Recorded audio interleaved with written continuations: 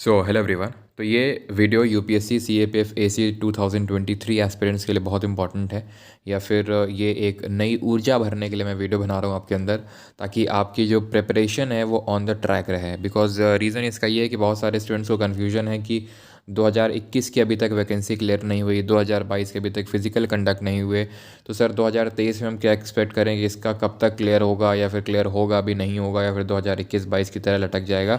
बहुत सारे आप लोगों के डाउट्स हैं, तो वही डाउट यहाँ पे मैं आपको क्लियर करने वाला हूँ। और ना सिर्फ डाउट क्लियर करने वाला हूँ, बल्कि 2023 में जो आपका एग्ज़ाम होगा उसके लिए एक नया इंस्पिरेशन आपको देने वाला हूँ। ठीक है, अब यहाँ पे जब अपनी स्क्रीन पे देख पा रहे हैं उस पर भी अभी आएंगे कि देखो 2021, पहले वही क्लियर कर देता हूँ कि 2021-22 का जो अभी नहीं हुआ उसका 2023 पे इम्पैक्ट इसलिए नहीं पड़ेगा बिकॉज देखिए इसमें दो चीज़ें हैं, एक तो रिटन है, आपको फिजिकल है, ठीक है, और एक इंटरव्यू है। तीन चीज़ें हैं, रिटन और इंटरव्यू यूपीएससी के हाथ में है। जो फिजिकल है वो एक नोडल एजेंसी करवाती है, और जैसे मैंने बताया था, फिर जैसे अगर हम बात करें, जैसे अभी केस लटका रहा जो कि अभी क्लियर हो चुका है, बिकॉज सीआईएसएफ में जो इंस्पेक्टर की पोस्ट पे काफ़ी लोग थे, उन्होंने केस कर दिया था कि उनके प्रमोशन के रिगार्डिंग। तो अभी हाईकोर्ट ने, इलाहाबाद हाईकोर्ट ने उस चीज़ को क्लियर कर दिया है। तो पहली बात तो क्लियरेंस मिल चुकी है, लेकिन ऐसा नहीं कि उसका बहुत ज़्यादा इम्पैक्ट पड़ेगा। इम्पैक्ट तो पड़ेगा, मैं उससे बिल्कुल डिनाई नहीं कर रहा हूँ कि नहीं बहुत, क्योंकि पहले 2021 का क्लियर होगा, 22 का, एंड देन 23 का। लेकिन इसमें कोई दो राय नहीं है कि यूपीएससी अगर एक महीने में रिजल्ट दे सकती है तो चीज़ों में प्रोसेस क्लियर करने में, क्योंकि अभी अगर मैं बात करूँ सीएपीएफ 2022 के, तो फिजिकल्स बहुत ज़्यादा चांसेस है कि मार्च में पूरे हो जाएंगे। ठीक है, क्योंकि अगर यूपीएससी के हाथ में एक बार चीज़ें आती है, क्योंकि अगर कोर्ट केस नहीं होता है तो फिर तो यूपीएससी ऐसे झटके में करवाएगा, वो आपको ही पता है। ठीक है, तो अब यहाँ पे जो 2023 वाले एस्पिरेंट्स हैं वो ध्यान से सुनिए, यहाँ पे मैं क्या बोलने वाला हूँ और क्या दिखाने वाला हूँ आपको। ठीक है, तो सी ए पी एफ 2018 का जो भी अपने स्क्रीन पे देख रहे हैं, 2018 का नोटिफिकेशन है। अब मैं 2018 का नोटिफिकेशन आपको क्यों दिखा रहा हूँ, उसका रीज़न है। यहाँ पे आप ध्यान से देखिए, टोटल नंबर ऑफ़ जो वैकेंसीज़ थी वो कितनी थी। बीएसएफ में 60, सीआरपीएफ में 179, सीआईएसएफ में 84, आईटीबीपी में 46 यानी 46, एसएसबी में 29। टोटल नंबर ऑफ़ वैकेंसीज़ थी 398, यानी रफली मैं बोल सकता हूँ 400 वैकेंसी। अब मैं 2015 से लेकर 2022 तक का अगर ले लूँ समय, तो ये हाईएस्ट वैकेंसीज़ है। और मैं 2015 से पहले मुझे नहीं पता कि इतनी वैकेंसी, 350 प्लस वैकेंसी कब आई थी। लेकिन हाँ, 2015 से लेकर 22 तक का तो मैं बिल्कुल श्योर श्योर बोल सकता हूँ कि इतनी वैकेंसी नहीं आई है, 400 वैकेंसी सीएपीएफ एसी के लिए। ठीक, और इसका बहुत बड़ा इम्पैक्ट पड़ता है कट ऑफ में और सारी चीज़ों में। ठीक है, तो ये वैकेंसी कब आई थी? 2018 में। ठीक है, 2018 में। और 2019 साल था कौन सा साल?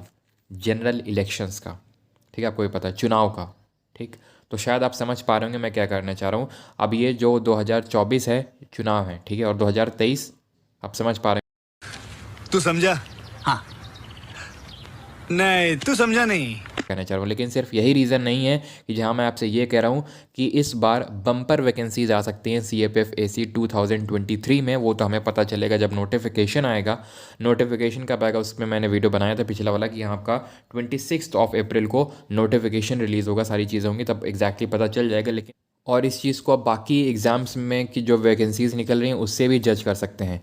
यूपीएससी जो कंडक्ट करवाता है सबसे prominent exam, civil services exam. अभी देखिए कितने वैकेंसीज़ निकली, तकरीबन 1100 वैकेंसीज़, जो पिछले 5-6 सालों में सबसे ज़्यादा वैकेंसीज़ निकली हैं सिविल सर्विसेज में।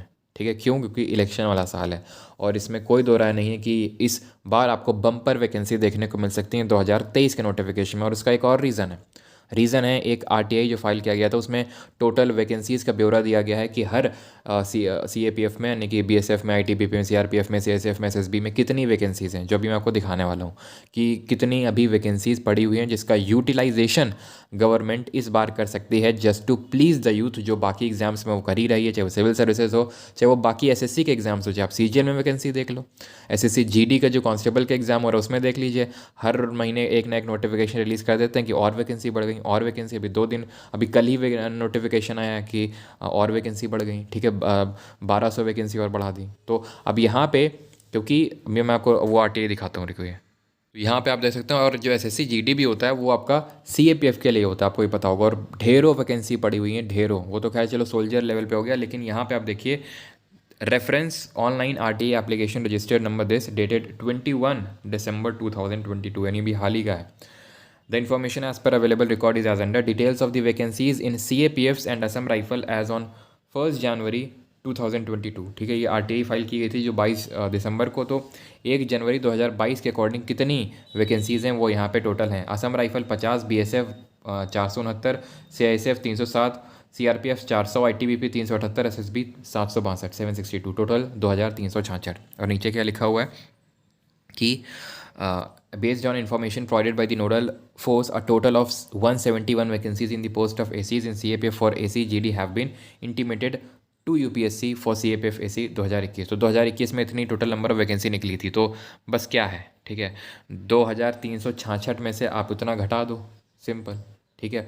और जो इस बार 2022 में निकली थी टोटल, भाई मैं सब कुछ मिला के भी 500 घटा दो, फिर भी आप देखिए तो तकरीबन ये मैं बोल सकता हूँ कि रफली 2000 वैकेंसीज़ अभी भी हैं जिनका यूटिलाइजेशन गवर्नमेंट इस बार कर सकती है। तो मैं घुमा फिरा के आपको ये कहना चाह रहा हूँ कि प्रिपरेशन आप अपनी अच्छे से रखिए, ठीक है। एक बार जब रिटन क्लियर हो जाता है, फिजिकल सारी, अगर आपका एक बार रिटन क्लियर हो जाता है एंड यू नो दैट कि मेरे भयंकर नंबर आ रहे हैं, 160 प्लस मेरे मार्क्स हैं, उसके बाद फिर आपको आपकी 90% अटैक खत्म हो जाती है। फिजिकल आसान होता है रिलेटिवली, अगर मैं बात करूँ थोड़ा सा, अगर आपने प्रिपेयर कर लिया और इंटरव्यू में अगर आपने पेपर अच्छा ढंग का कर लिया है, इंटरव्यू में अगर आप बस ब्लंडर नहीं करते हो, क्योंकि वो ऐसा तो है नहीं कि भाई उसमें अलग से आपके क्वालिफाई करना होगा, सबके मार्क्स जुड़ेंगे, सबके से मेरा मतलब है पेपर 1, पेपर 2 और आपका इंटरव्यू। तो अगर आपको पता है पेपर 1 आपने तगड़ा किया, 160 प्लस है, पेपर 2 भी सही किया आपने, तो फिर आपको इंटरव्यू में उतनी टेंशन रह नहीं जाती। फिर ज्वाइनिंग यार कभी भी हो, ठीक है, आपको पता है ना, ज्वाइनिंग तो होगी, फिर कभी भी हो।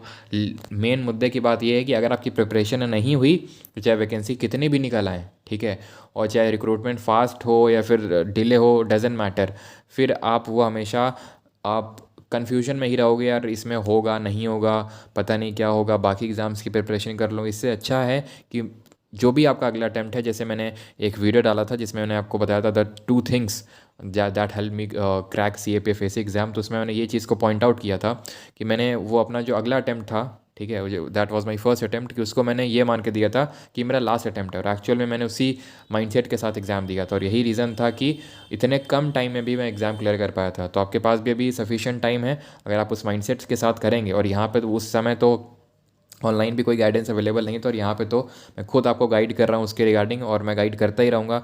CAPF पेपर 1 के लिए ऑब्जेक्टिव जो MCQ सीरीज़ है GK के लिए वो चली रही है, और पेपर 1 सबसे ज़्यादा स्कोरिंग, इसमें कोई डाउट नहीं होना चाहिए आपको, ठीक है। 250 नंबर का पेपर है, भले पेपर 2 भी 200 नंबर का पेपर है, लेकिन उसमें सब्जेक्टिविटी बहुत ज़्यादा है। यहाँ पर आप एग्ज़ाम से निकले 3-4 घंटे बाद आंसर की आ जाती है, उसी दिन शाम को आपको पता चल जाता है इतने नंबर मेरे बैठ रहे हैं, ठीक है। भले कोई बताए ना बताए कि भाई मैंने तो भी कैलकुलेट नहीं किए, कैलकुलेट हर कोई कर लेता है शाम तक। बस मुद्दे की बात यह है कि जिसके अच्छे आते हैं तो बता देता है, जिसके नहीं आते हैं तो वो बोलता है कि भाई मैंने कैलकुलेट नहीं किए। तो इससे अच्छा है वो जो एग्ज़ाम वाली शाम है, अगर उसको रंगीन बनाना है तो फिर अभी से पढ़ना है, ठीक है। और वो उसके लिए मैंने आपको बताया कि टिल CDS एग्ज़ाम मेरा टारगेट है 1000 MCQs टिल CDS एग्ज़ाम 16 अप्रैल। उसके बाद तो अगस्त में तुम्हारा एग्ज़ाम है ना, 1000 MCQ यहाँ कर लोगे, GK में इतना कॉन्फिडेंट फील करोगे, और तब तक तुम्हारे 2-3 हज़ार MCQ ख़त्म हो चुके होंगे CAPF एग्ज़ाम तक। तो मेक श्योर इस अपॉर्चुनिटी को, जो कि अपकमिंग अपॉर्चुनिटी है, ठीक है, जो मुझे 90% से ज़्यादा चांसेस लगते हैं, और ये मैंने आपको दिखा भी दिया उसके रीज़न क्या है कि इस बार बम्पर वैकेंसी आने वाली है आपके CAPF AC एग्ज़ाम में। तो मेक श्योर आप प्रिपरेशन अपनी तगड़ी रखें। बाकी मैं आपको पेपर 1 हो चाहे पेपर 2 सबके लिए गाइड करने वाला हूँ। सो मेक श्योर चैनल को सब्सक्राइब करके नोटिफिकेशन बेल को प्रेस कर लें। बाकी जैसे मैंने बताया सुबह 10 बजे आप लोगों की लाइव क्लास होती है फॉर दी पेपर 1, जहाँ पे हम लोग MCQ क्वेश्चंस को सॉल्व करते हैं, चाहे पॉलिटी हो, ज्योग्राफी हो, साइंस हो, हिस्ट्री हो, हर सेक्शन से, ठीक है। और बाकी अगर आपको कोई डाउट है, और बहुत सारे स्टूडेंट पूछ रहे थे सर अपना उसका इंटरव्यू एक्सपीरियंस शेयर करिए, तो अगर आप लोग बोलेंगे, या फिर चलिए टारगेट रख लेते हैं इस वीडियो में कि अगर इस वीडियो में जैसे ही 300 लाइक्स हो जाते हैं तो मैं आपको अपना जो real CAPF AC interview experience है वो आपके साथ शेयर करने वाला हूँ इसी चैनल पे। और वो एकदम ही मतलब रियल, या फिर एकदम ही आप बोल सकते हो कि जो एक्चुअल था वो मैं आपके साथ शेयर करने वाला हूँ, ताकि आपको भी थोड़ा सा अभी से एक्सपीरियंस हो कि कैसी क्या चीज़ें रहती हैं, और आपको डरने की ज़रूरत नहीं है, ठीक है। जो आपको डराया जाता है कि ये होगा वो होगा, ऐसा कुछ नहीं होता है, ठीक है, सब नॉर्मली होता है। जो आपके साथ शेयर करूँगा तो आप खुद ही समझ जाओगे। बाकी मिलते हैं अगले वीडियो में। मेक श्योर चैनल को सब्सक्राइब करके आपने नोटिफिकेशन बेल को प्रेस कर लिया, और टेलीग्राम चैनल का लिंक डिस्क्रिप्शन में दिया हो तो उसको भी ज्वाइन कर लीजिएगा, ताकि आपको फर्दर अपडेट्स मिलते रहें। धन्यवाद।